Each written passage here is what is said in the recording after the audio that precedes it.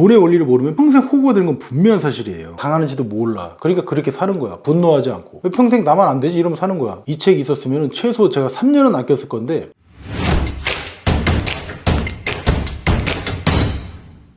자, 형님들, 글청님입니다. 오늘 오랜만에 책 리뷰예요. 한마디로 돈 모르면 평생 털린다는 이야기야. 똑같이 직장 10년 다녔는데 누구는 순자산 5억인 사람이 있고 누구는 마이너스 5억인 사람도 있잖아요. 5억이라도 있으면 다행이겠다. 근데 이 둘의 차이는 얼마예요? 이거 산수 안 되지. 10억 차이잖아요. 5억에서 마이너스 5억이니까. 이게 근데 연봉 차이일까? 아니죠. 절약한 정도의 차이일까? 그것도 아니잖아요. 돈이 어떻게 굴러가는지 아느냐 모르느냐의 차이라는 거예요. 오늘 이야기 들어보시면 좀 수긍 갈 거예요. 에이, 근데 나는 경제에 관심이 없어 하면 그냥 그렇게 사시면 되긴 해. 20년 뒤에도 내 월급이 오르긴 했는데 왜 내 삶은 더 밑바닥이지라고 하면 그때 한번 읽으시면 돼요. 이 학교에서는 안 가르쳐주잖아, 이런 거. 학교에서 경제는 배우죠. 수요 공급 곡선도 그리잖아. 균형 가격도 구하고. 어려운 말이지만 시험도 보고요. 근데 졸업하고 나면 왜 물가가 매년 오르는지 모르죠. 내가 대출을 받았는데 왜 대출액이 안 줄어드는지도 몰라요. 왜 열심히 모아도 집안채가 그렇게 사기가 어려운지도 몰라요. 왜? 누가 안 가르쳐줬거든. 이게 되게 고마운 책이야. 그래서 근데 왜 안 가르쳐줬겠습니까? 가르쳐주면 곤란하니까. 은행 입장에서 생각해보세요. 돈은 빚 있죠. 우리가 대출하는 거 빚에서 태어난다. 이게 이치거든요. 근데 이거 알려주면, 은행이 내 돈으로 장사한다는 거 알려주면 눈에 콩깍지가 다 벗어져 버리는데, 고객들이 똑똑해져요. 사람들이, 국민들이 똑똑해진다고. 그럼 똑똑한 고객은 다루기 쉬워요? 어려워요? 그러니까 아무도 안 알려주죠. 학교도 은행도 뉴스도 알려줄 필요가 없지. 어떻게 보면 맨날 알려주지만 알기가 어렵게 돼 있죠. 이 EBS 다큐 프라임 자본주의라는 거 2012년에 TV에서 5부작으로 방영이 된 거예요. 그해 한국 방송 대상에서 대상 받았고요. 드라마, 예능 다 제치고 이 다큐가 대상을 먹었어요. 왜냐면 세계 32명 인터뷰를 했고 388페이지 정도의 풀어낸 책이에요. 제가 여기에 있는 후기 달린 것만 768개거든요. 밀리에서지에서 봤어요. 근데 칭찬만 있는 책은 아니에요. 욕먹는 이유를 봤더니 첫 번째가 정치적 편향이야. 좌파 성향이 강하대. 인정되더라고, 읽어보면은요. 욕먹는 이유 둘째, 이 책이 지금 나온 책이 아니라 2013년부터 나와서 책이 내용이 좀 낡았어. 왜냐면 비트코인도 없고 AI도 없거든요. 욕먹는 이유 세 번째, 뒤로 갈수록 솔직히 내용이 매가리가 없어져. 힘이 빠져. 그러니까 1장하고 2장은 진짜 에센스인데 그것 빼고 나머지는 솔직히 좀 별 내용이 없더라고요. 그래서 후기 내용도 저도 공감을 했어요. 근데 그럼에도 불구하고 1부랑 2부는 진짜 명작이에요. 이건 지금 온라인으로 검색해 보셔도 되잖아요. 욕하는 사람들도 있잖아요. 1부, 2부는 인정해, 이 책에서. 우리가 착각하는 것들이 있는데 한번 들어보세요. 은행이 내 돈을 보관해 준다고 생각하시는 분? 이거 호구입니다. 은행에 돈을 맡기면 안전하잖아 라고 생각하시잖아요. 절대 아니죠. 은행은 그 돈의 90%를 남한테 대출을 해줘요. 형님 돈이 지금 은행에 없다고. 이게 뭔 소리냐면, 정수기 회사가 물을 만드는 회사입니까? 아니죠. 형님네 집에 수돗물을 가져다가 그냥 필터만 끼우고 돈을 받는 곳이에요. 은행도 똑같습니다. 형님 돈을 가져다가 다른 사람한테 이자 먹여서 빌려주고 있는 거예요. 그러니까 형님 돈으로, 누님 돈으로 장사하고 있는 거라고. 이자 장사. 두 번째, 야, 난 적금 들었어, 나 재테크 잘하고 있는 거야. 이것도 호구예요. 보통 연 3%요 정도 적금? 좀 모르겠어요, 정확하게. 근데 대략 그 정도 든다고 해보세요. 물가 상승률이 몇 %예요? 2에서 4% 되지 않아요? 실질적으로는 1% 이상 손해보고 있을 수도 있어요. 재테크가 아니라 뭐 재터리 같은 거예요. 안 그래? 세 번째, 대출 받으면 무조건 나쁜 거 아니야? 이거는 정말 호구 중에 상호구죠. 부자들은 어떻게 자산을 살까요? 빚을 내서 자산을 사잖아. 왜? 빚으로 산 자산이 빚보다 빨리 오르니까. 그러니까 이 사람들이 부자가 되죠. 손 안 대고 코를 푸는 격이죠. 빚은 뭐냐면 리스크가 아니라 도구야, 도구. 이 도구를 무서워하면 칼을 못 쓰게 되죠. 그럼 평생 손으로 뭐 사과를 깎거나, 삽이 없으니까 평생 삽질을 하겠죠. 또 있어. 나는 마케팅에 안 넘어가. 이것도 호구죠. 마트 입구에 과일을 놓는 거, 이거 뭐예요? 설계된 행동이죠. 계산대 앞에 왜 하필 거기에 애들 좋아하는 초콜릿 갖다 놓는 거, 다 설계된 거예요. 어차피 이거 사야겠다 결정한 순간 이미 끝난 거야. 호구의 종류가 또 있어요. 경제는 어려워서 모르겠어. 이게 국가와 은행이 가장 바라는 일이죠. 기득권층이 가장 바라는 일입니다. 근데 왜 그러냐면, 모르면 당하고 내가 뽑아먹기 좋거든. 근데 모른다는 그 사실 자체를 모르니까 당하는지도 몰라. 그러니까 그렇게 사는 거야. 분노하지 않고. 왜 평생 나만 안 되지? 이러면 사는 거야. 남들은 다 알고 있어. 우리만 모르는 거야. 비유를 좀 들어드릴까? 이 책에서 뭐라고 그러냐면, 자본주의는 카지노래요. 카지노 가보셨나요? 거기서 룰 모르고 앉아있으면 어떻게 되죠? 다 털리죠? 알아도 털리는데. 그러니까 이 자본주의도 똑같아요. 카지노예요. 매일 게임하고 있어요, 우리는. 근데 우리 룰을 모를 뿐이야, 이 돌아가는 룰을. 그러니까 매일 털리는 거예요. 이 책은요, 이 카지노의 룰을 알려주는 그 룰북이야. 안경 벗어봐.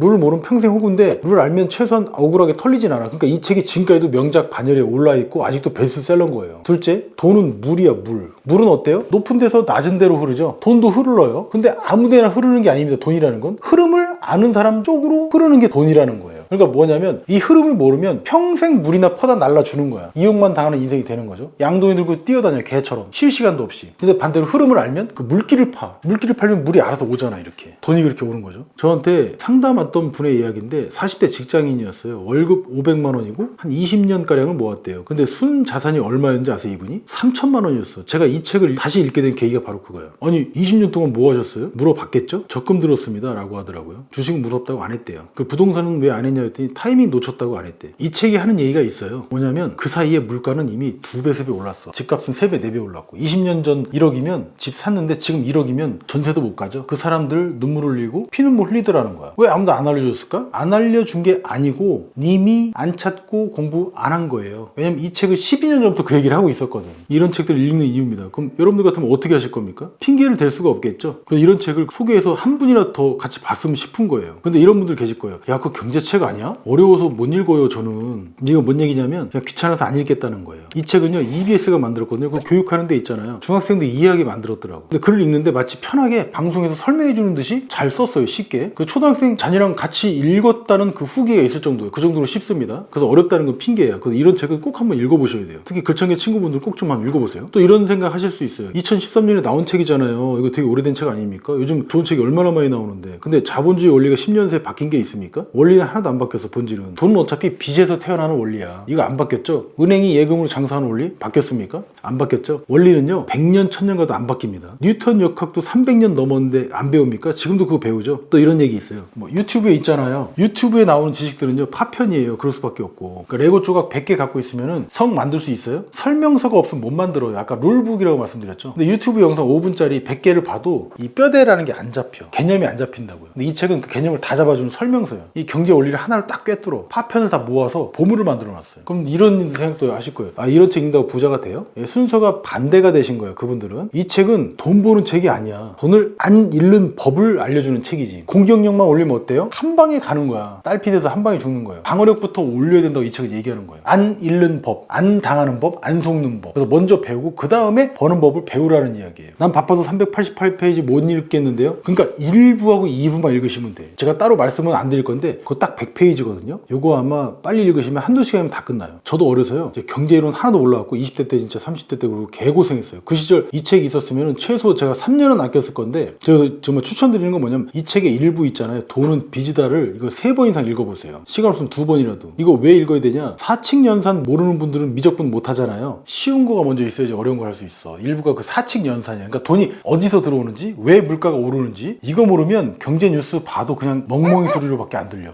아니 돈은 빚이라네? 돈은 빚에서 출발한다. 이해가 안 되네? 넘어가자. 이렇게 하는 건 좋지 않고요. 이해가 안 되면 3번 더 읽는다. 그게 좋은 태도라고 생각합니다. 왜냐면 내 돈을 지키려면요. 그래서 진짜 당장 하실 거는 오늘 밤 1부만 읽으시면 돼요. 50페이지. 딱 1시간. 이게 1단계예요. 2부예요. 내 지갑을 해부하는 파트인데 이걸 왜 해야 되냐? 우리가 다이어트 하려면 뭐부터 하죠? 먹은 걸 먼저 기록하잖아. 그래야지 내가 뭘 먹었는지 아는 거고, 그래서 말도 안 되게 막 이걸 먹은 것들이 있어. 초콜릿이고 뭐 과자 같은 거 다 줄일 수 있죠. 안 하면 못해. 돈도 마찬가지예요. 내가 왜 샀는지 알아야, 내가 왜 지출했는지 알아야 고칠 수 있어요. 2부 읽으면 다 깨달아. 봤더니 내 소비의 80%는 다 감정 소비였더라고. 그러니까 나는 그걸 합리적인 소비라고 착각을 해왔던 거예요. 죽을 때까지 여기에 속아 있다니까. 감정적으로 충동적으로 소비한 것들이 잔뜩 발견이 될 거예요. 그 당장 할 게 뭐냐면 이번 달 카드 내역을 한번 열어보시면 돼요. 뭐 내가 이거 왜 샀지 싶은 거 최소한 5개만 찾아도 엄청난 이득입니다. 그게 바로 감정 소비라는 거예요. 이게 2단계예요. 3부 이후부터는 그냥 의심하면서 읽으시면 돼요. 이거 왜 해야 되느냐? 그 여러분들 저도 그렇고 약 먹을 때 설명서 그 쫙 있는 거 읽습니까? 안 읽잖아. 근데 부작용 파트는 반드시 읽어야 돼. 왜? 나한테 안 맞는 아무 약이나 먹으면 안 되잖아요. 1, 2부는 팩트야, 팩트. 근데 3부 이후부터는요, 어떤 관점을 줘. 복지 자본주의로 가야 된다? 이게 바로 이 책 저자의 주장입니다. 이건 사실은 아니고 주장이죠. 여러분들이 보실 때 균형 감각이 있으셔야 돼. 책에 나왔으니까 무조건 맞겠지라고 맹신하시는 게 아니라, 야, 이게 사실이야, 의견이야? 이거를 검증하시는 그런 자세가 좀 필요하다고 생각합니다. 그 3부부터는 솔직히 안 읽으셔도 상관은 없는데, 이게 사실인지 의견인지 구분하면서 읽으시면 될 것 같아요. 그러니까 사실은 흡수하면 되고, 의견은 검증하시는 거예요. 이게 3단계죠. 뭐 독서법도 보통 그렇게 많이들 하시던데. 정리하면 1부는 3번 읽으시고, 2 2부를 보시면 내 지갑이 해부가 될 거예요. 그래서 감정 소비 안 하게 될 거고 3부는 그냥 판단하면서 읽으셔라. 다만 돈의 원리를 모르면 평생 호구가 되는 건 분명한 사실이에요. 8살짜리 애가 1000만 원 들고 카지노에 앉아있는 거랑 똑같은 거예요. 안 봐도 뻔하죠. 그러니까 이 책은 1, 2부만 읽어도 본전이에요. 나머지는 그냥 덤이라고 생각하세요. 그러니까 이 책은 제가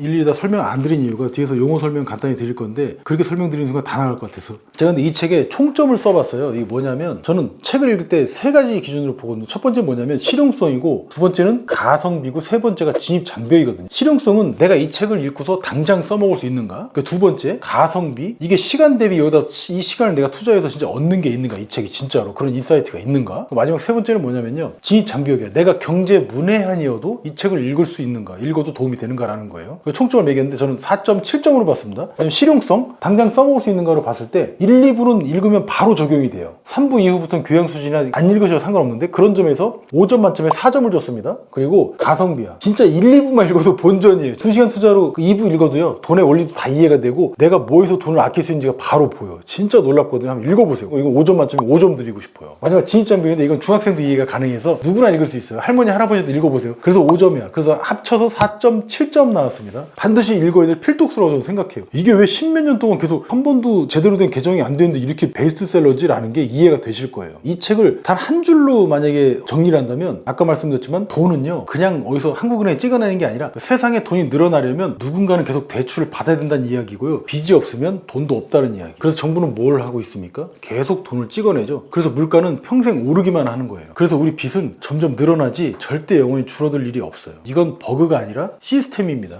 그래서 열심히 저축하면 부자 된다, 이 말은 진짜 새빨간 거짓말이에요. 돈이 태어나는 속도보다 더 빨리 자산을 불려야지 부자가 된다는 그 이치밖에 안 남습니다. 이거 하나 알면 세상이 다르게 보이시겠죠. 자, 그럼 오늘 이 책에 나온 간단한 용어만 한 서너 개만 말씀드릴게요. 먼저 신용창조. 은행이 대출해줄 때 돈이 생겨나는 현상. 그러니까 형님이 100만 원 맡기면 은행은 90만 원을 다시 다른 사람한테 대출해줘요. 그 90만 원이 다시 은행에 돌아오면 또 81만 원 대출해주고 이렇게 돈이 뻥튀기 돼. 그래서 물가가 올라가는 이유는 바로 이렇다는 거예요. 두 번째, 인플레이션. 물가가 오르는 현상인데 이게 뭐냐면 물건값이 올라서가 아니라 돈이 너무 많이 풀려서 올라가는 거예요. 그래서 돈이 많아지면 돈의 가치가 떨어지잖아. 그래서 물가가 오르는 것처럼 보이는 거예요. 이거 좀 어려운데 지급준비율이라는 게 있는데 뭐냐면 은행이 예금 중에 일부만 남기고 나머지 대출을 해도 된다는 규칙이에요. 그러니까 가령 10%면 지급준비율이 100원 중에 10원만 남기고 90원은 빌려줘도 된다는 그런 규칙이에요. 그래서 은행에 내 돈이 없다는 말이 나온 거고 그 말이 맞습니다. 마지막, 감정소비. 필요해서 사는 게 아니라 우리는 기분 좋아서 또는 불안해서 또는 자극받아서 산 거야. 마케팅은 이 감정을 건드리게 설계가 돼 있고요. 합리적인 소비를 한다는 건 거의 대부분 99.9%는 착각이라는 겁니다. 재밌지 않나요? 나 지금까지